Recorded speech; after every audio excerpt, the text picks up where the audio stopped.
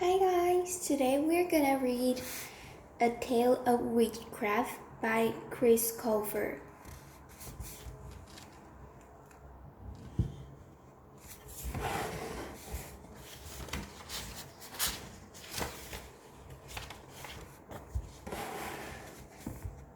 This is the magic map or the map of the Eastern Kingdom, the Western Kingdom, the Southern Kingdom, and the Northern Kingdom.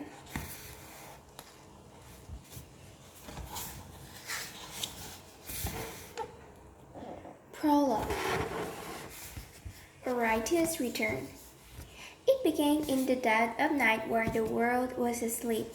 As soon as all the street lamps faded and the lanterns dimmed throughout the southern kingdom, hundreds of men across the country, 333 to be exact, suddenly emerged from their homes at precisely at the same moment. The peculiar activity hadn't been planned or rehearsed. The men over-discussed it with one another or even knew the identities of their fellow participants. They were from different villages, different families, and different backgrounds, but the men were secretly united by one violent cause. And tonight, after a long hiatus, that cause had finally called them into action. Each man stepped into the night wearing pristine silver robe that practically glowed in the moonlight. Matching silver masks with two slits were dragged over their heads to show everything but their eyes, and the face of the ferocious white wolf was proudly displayed across each of their chests. The ominous uniforms made the men seem more ghost-like than humans, but in many ways they were ghosts. After all, it had been centuries since Righteous Brotherhood's last appearance. The men left their homes and journeyed into the darkness, all heading for the same location. They traveled entirely on foot and walked so softly their footsteps didn't make a single sound. When their towns and villages were far behind them, and they were certain they hadn't been followed, the men lit torches to illuminate the road ahead. But they weren't on the paved road for very long. Their destination was far beyond any written path, and it wasn't on any surviving maps. The Brotherhood hiked over grassy hills, stomped through the muddy fields, and splashed across the shallow streams as they trekked through uncharted territory. They had never been to their destination or seen it with their own eyes, but the direction was so ingrained in them that every tree and buildings they passed felt as familiar as a memory. Some men traveled greater distance than others. Some moved faster or more slowly. But at 2 hours past midnight, the first of the 333 travelers started to arrive. And the sight was exactly as they had expected. At the southernmost point of the southern kingdom, at the base of a rocky mountain bordering the South Sea, were the ancient ruins of a long-forgotten fortress. From afar, the fortress looked like the carcass of an enormous creature that had washed ashore. It had jagged stone walls that were horribly cracked and chipped. 5 crumbling towers stretched into the sky like fingers of a skeletal hand, and the sharp blocks hung over the drawbridge like cheese in a giant mountain. The fortress hadn't been occupied by a single soul in over 600 years. Even the seagulls avoided it as they hovered in the night breeze. But regardless of its eerie appearance, the fortress was sacred to the Righteous Brotherhood. It was the birthplace of their clan, a temple of their beliefs, and it has served as their headquarters during the days when they imposed the righteous philosophy upon the kingdom. There had come a time when Brotherhood was so effective at enforcing the righteous philosophy that such a base of operation was no longer needed. So the Brotherhood ordered up their beloved fortress, hung up their uniforms, and retreated from sight. Over time, their existence became merely a rumor. The rumor became a myth, and the myth was nearly forgotten. For centuries, generation after generation of the Brotherhood sat quietly on the sidelines and relished the profound ways their ancestors had shaped to the Southern Kingdom, and, by extension, the rest of the world. But the world was changing, and the Brotherhood's time of silence were over. Earlier that day, a series of flavored flags with the images of white wolves were placed throughout the towns and villages in the Southern Kingdom. The flag was subtle and hardly noticed by most citizens, but to the 333 men, the flags conveyed an unmistakable message. It was time for the righteous Brotherhood to return.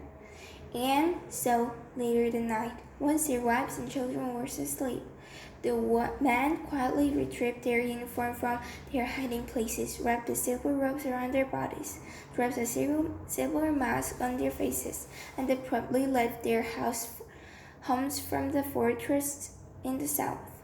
The first arrivals took position on the drawbridge and guarded the entrance. As the other clansmen trickled in, they lined up by one and recited an ancient passphrase before entering. Nothing can flee the 333. Once they were permitted inside, Brotherhood gathered in a vast courtyard at the heart of the fortress. The men stood in a complete silence, and they waited for the rest of the clans to arrive. They watched one another with extreme curiosity.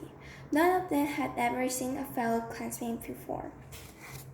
The men wondered if they recognized any of the eye peering through the mask surrounding them, but they didn't dare ask.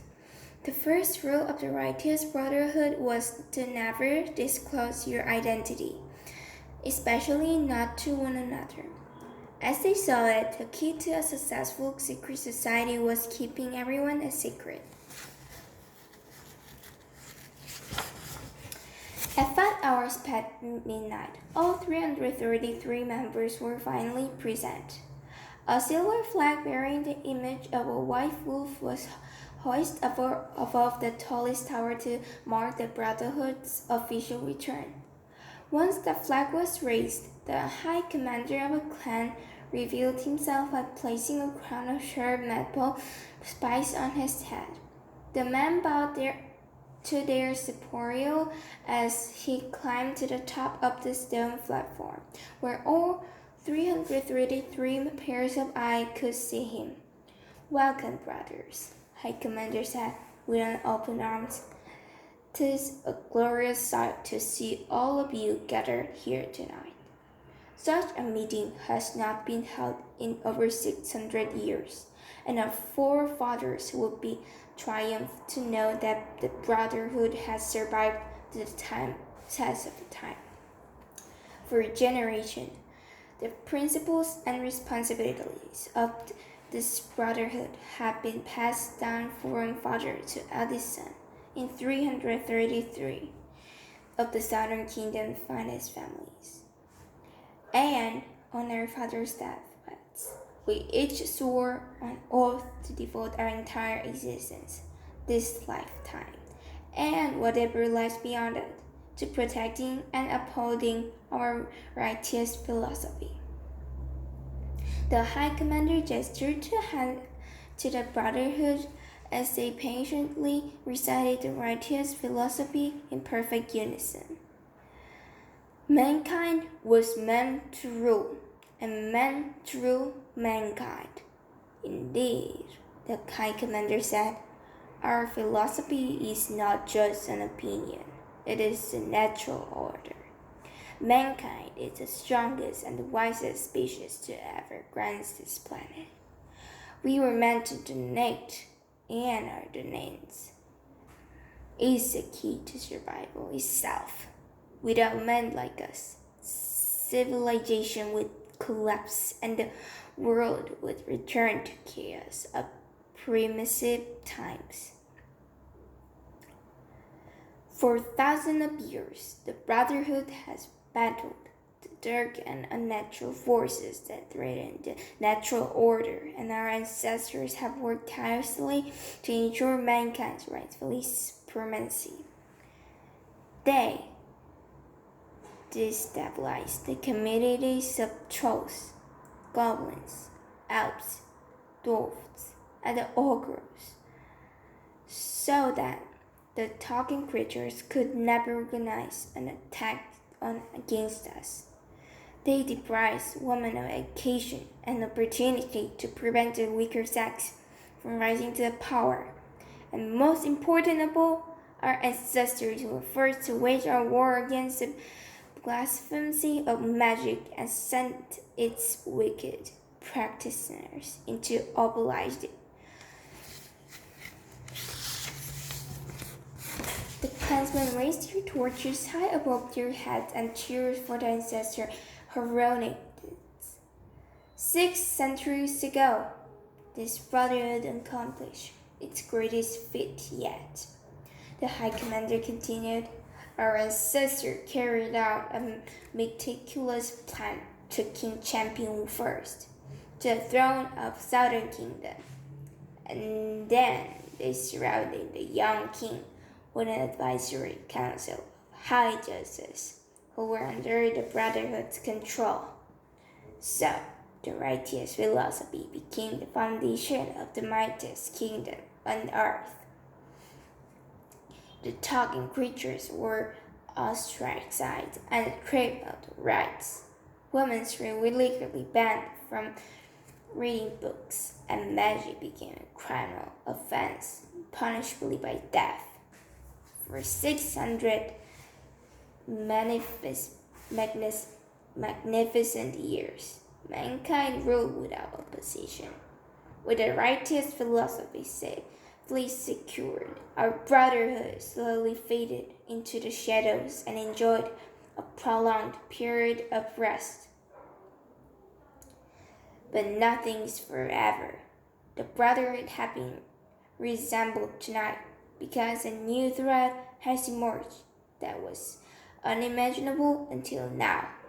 And we must eliminate it immediately. The High Commander snapped his finger, and 2 clansmen hurried out of the courtyard. They returned a moment later carrying a large painting and set it on a stone platform beside their superior. The painting was a portrait of a beautiful young woman with bright blue eyes and light brown hair. Some more sparkling clothes and white flowers adorned her long braid, although she had a kind smile that could warm a coldest hearts. Something about a young woman made the Brotherhood uneasy. But it's just a girl, said a man in the back. What's so threatening about that? That's not just any girl, said a man in the front. It's her, isn't it?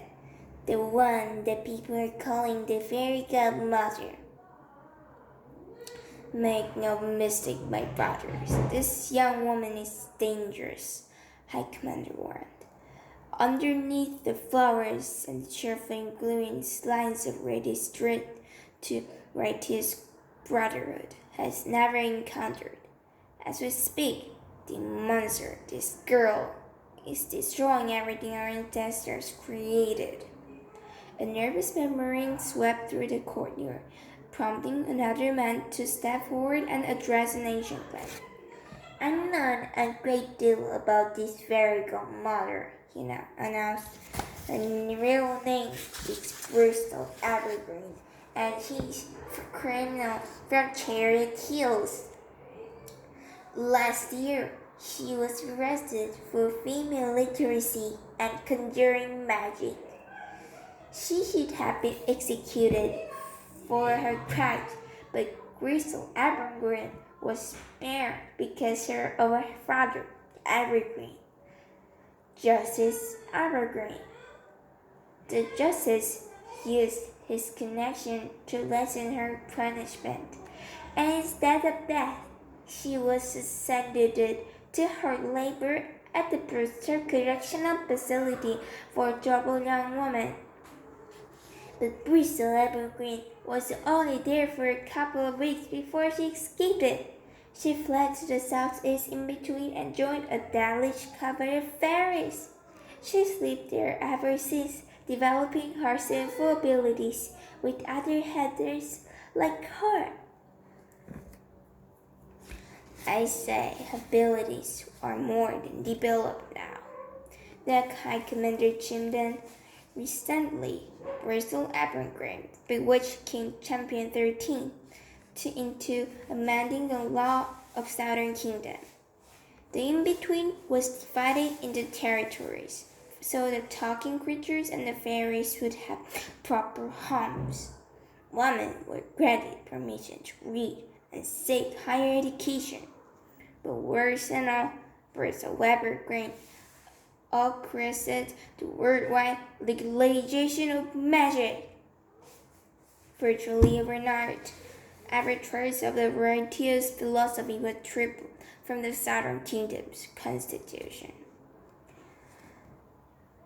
But Bristol Evergreen, reign of terrorists and their my brothers, she has since opened an atrocious school of magic in the fairy territory and invited all the members of magic communities to move there and develop their own natural abilities. When she's not teaching, Bristol Evergreens travel across the kingdom with a crew of colorful degenerates known as the Fairy Council. They capture the world's attention and affection, claiming to help and heal those in need. But their brotherhood will never be fooled. The magical community's objective is the same today as 600 years ago: to brainwash the world with sorcery and enslave the human race. The Brotherhood roared so loudly the ancient fortress shook. "High Commander, I fear we're too late," said a man in the crowd. "Since the Fairy Council appeared, the public has grown fond of magic. I've overheard people discussing the surprising benefits of the legalization has caused. Apparently, illnesses and diseases are on the decline thanks to the new position and elixirs that result in apothecaries.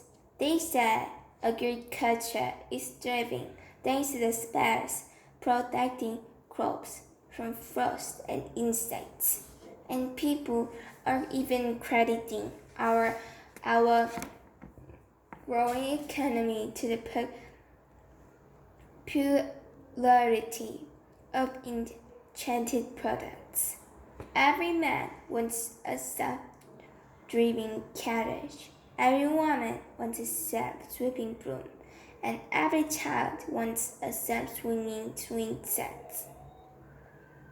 Public opinion is starting to shift about the other amendments too, said another man in the crowd. In fact, most of the Southern Kingdom actually likes the changes King Champion has made to Constitution. They say allowing women to read and pursue education has elevated discussion in our schools, causing students of all genders to think outside the box.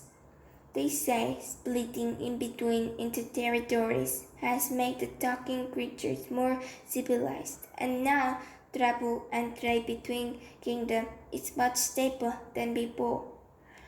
In all, the people believe the legalization of the magic has sparkled a new age of prosperity, and they wonder why it didn't happen sooner.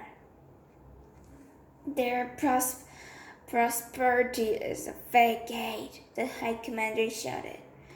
Hydrogena may be beautiful, its scent may be pleasurable, but it is still poisonous when ingested. If we don't restore the righteous philosophy, our world will begin to rot from inside out. Too much diplomacy will make us weak. Too much equality will kill initiative, and too much magic will make us lazy and incompetent. The magical community will dominate us. The natural order will crumble, and the absolute pandemonium will ensue. But how do we restore the righteous philosophy? A clansman asked. King Champion is under priesthood evergreen's influence, and we need the king to mend the law. Not necessary, the High Commander scoffed. We need a king, not a king. From the new creases of his masks, Brotherhood could tell their superior was smiling. And now for the good news. The King Champion Commander High Commander said the King Champion 14 is 88 years old, 13 is 88 years old, and it won't be long until the new king sits on the throne of the Southern Kingdom. And as fate would have it, the next king is very sympathetic to our cause. He respects the natural order. He believes in the righteous philosophy, and like us, he has not been fooled by Paris Council's display commission. The next king had agreed to abolish King Champion's amendment on one condition. We appoint him as the new leader of our brotherhood and serve him as a righteous king. The clansmen couldn't contain their excitement. Until now, they could never have imagined a world in which the sovereigns of righteous brotherhood and the sovereigns of the Southern Kingdom would be one and the same. If they proceed wisely, such an outcome could solidify the righteous philosophy for the generation to come. What about the magical community? A clansman asked. They are most powerful and popular than ever before. Surely their revolt against the new king will bewitch him just as easily as old king. Then we must terminate them before the next king takes the throne, the High Commander said. But how? The clansman asked. The same way our brotherhood nearly obliterated the magical community 600 years ago.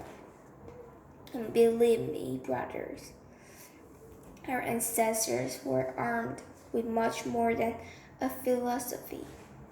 The High Commander climbed down from the stone platform and then hoisted the platform up like a gigantic hatch. To the Brotherhood's surprise, what he spotted was a massive arrangement of cannons, swords, crossbows, spears, and chains. There were enough weapons to mobilize an army of 1,000 men, but these weapons weren't like any the clansmen had ever seen. Instead of being made of iron or steel, all the blades, arrowheads, chains, and cannonballs were made from a redstone that glowed and flickered, as if fire were trapped inside. The crimson light flooded the glorious courtyard and mesmerized the clansmen. It's time for the righteous brotherhood to come out of the shadows, the High Commander declared. We must honor the oath we made from our fathers and strike before our enemies have a chance to prepare to together with our new righteous king. We will preserve the nature order, restore our righteous philosophy, and exterminate the magical community once and for all. The High Commander removed a loaded crossbow from the arsenal and fired 3 arrows at the portrait of Bristol Evergreen, one into her head and 2 into her heart. And just like any other colonies of pets, first we must kill its queen.